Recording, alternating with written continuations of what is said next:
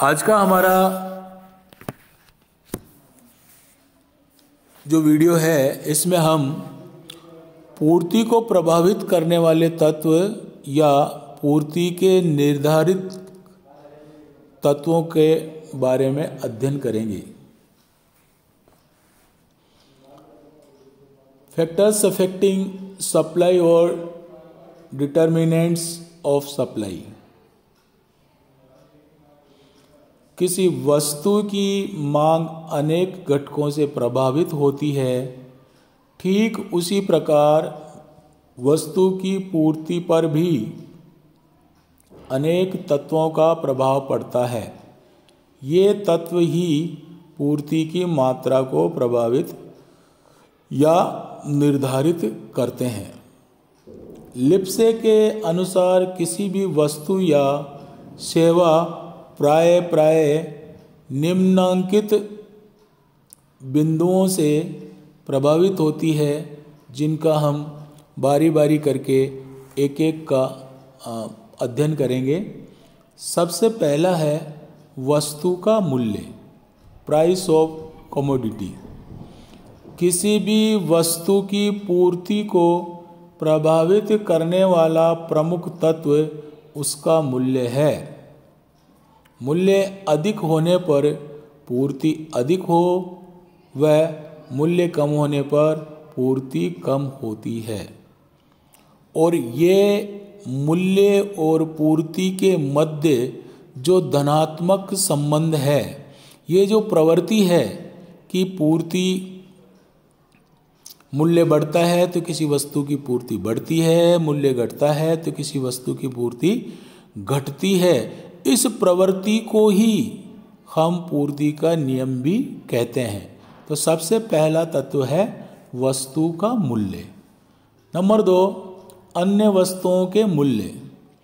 जब एक वस्तु की कीमत स्थिर रहती है व अन्य वस्तुओं की कीमत बढ़ती है तो उत्पादक उन वस्तुओं की ओर आकर्षित होते हैं जिनकी कीमतें बढ़ रही हैं।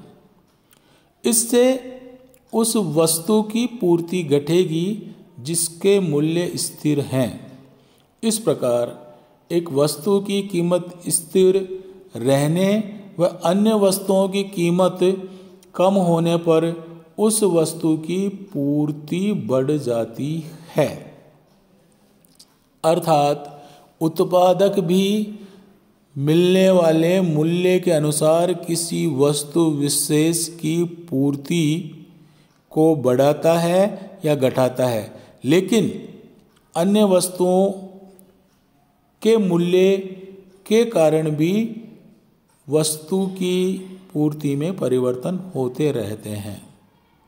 नेक्स्ट, उत्पादक तकनीक। यदि उत्पादन की तकनीक व विधि में सुधार हो जाता है जिससे उत्पादन बढ़ता है व लागत कम होती है, इससे उत्पादकों को अधिक लाभ होता है जिससे वे वस्तु की अधिक पूर्ति कर सकते हैं। अगला बिंदु है उत्पादन के साधनों का मूल्य। उत्पादन के साधनों के मूल्य का लागत पर प्रभाव पड़ता है, अतः उत्पादन के साधनों का मूल्य कम होने पर लागत कम हो जाती है, वह प्रति इकाई लाभ बढ़ जाएगा, जिससे विक्रेता वस्तु की अधिक पूर्ति करेंगे। इसके विपरीत उत्पादन के साधनों का मूल्य बढ़ने पर पूर्ति कम होगी। अगला बिंदु है उत्पादकों या विक्रेताओं की रुचि। जिन वस्तुओं के विक्रय में उत्पादक या विक्रेता रुचि लेते हैं उनकी पूर्ति अधिक होती है। इसके विपरीत जिन वस्तुओं के विक्रय में उत्पादक या विक्रेता रुचि नहीं लेते हैं उनकी पूर्ति कम होती है। इसी प्रकार अगला बिंदु है प्राकृतिक तत्व। प्राकृतिक साधनों व प्राकृतिक परिस्थितियां भी वस्तु की पूर्ति को प्रभावित करती हैं। देश में प्राकृतिक संपदा अधिक होने तथा प्राकृतिक परिस्थितियां अनुकूल होने पर उत्पादन अधिक होता है, अतः पूर्ति भी अधिक होती है। इसके विपरीत प्राकृतिक साधनों की कमी होने तथा प्राकृतिक परिस्थितियां प्रतिकूल होने तथा बाढ़, सूखा आदि के कारण पूर्ति में कमी होती है। नेक्स्ट बिंदु है परिवहन व संचार के साधन। जिन क्षेत्रों में परिवहन व संचार के सस्ते, सुगम व पर्याप्त साधन हैं, वहाँ अधिकांश वस्तुओं की पूर्ति अधिक होती है।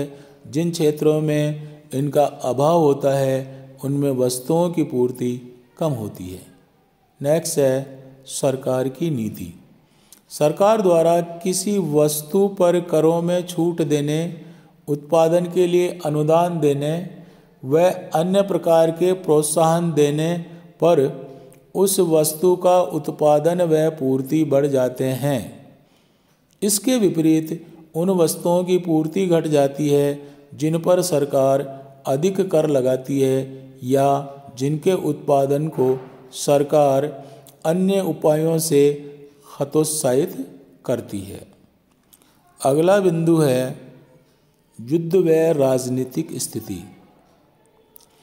जब देश में युद्ध, अशांति, अराजकता व राजनीतिक अस्थिरता होती है तो बाजार में अस्थिरता आ जाती है।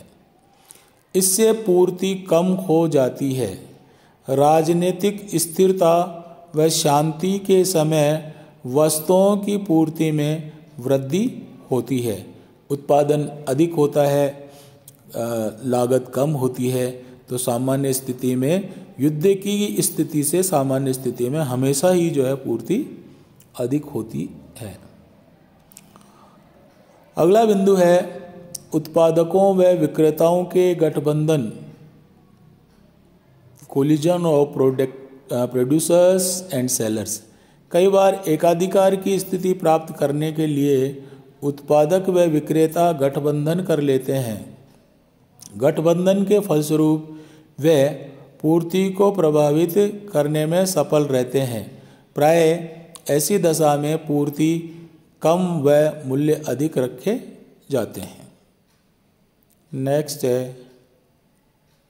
वस्तु की मांग, डिमांड ऑफ गुड्स। वस्तु की मांग भी पूर्ति को प्रभावित करती है।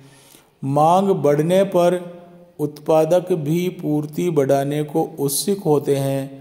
मांग में कमी होने पर उत्पादक व विक्रेता पूर्ति भी कम करते हैं।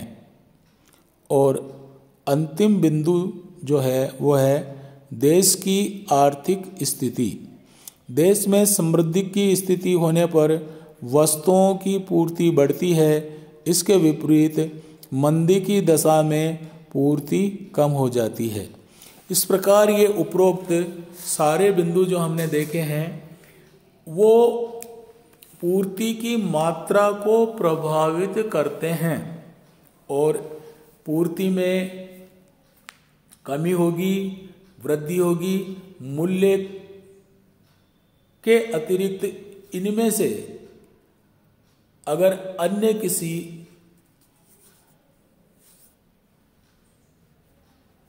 घटक के द्वारा पूर्ति को प्रभावित किया जाता है तो वह मूल्य में वृद्धि और कमी होती है। इसके विपरीत यदि मूल्य के कारण पूर्ति में कमी वृद्धि होती है तो हम उसको पूर्ति में संकुचन एवं विस्तार कहते हैं। धन्यवाद।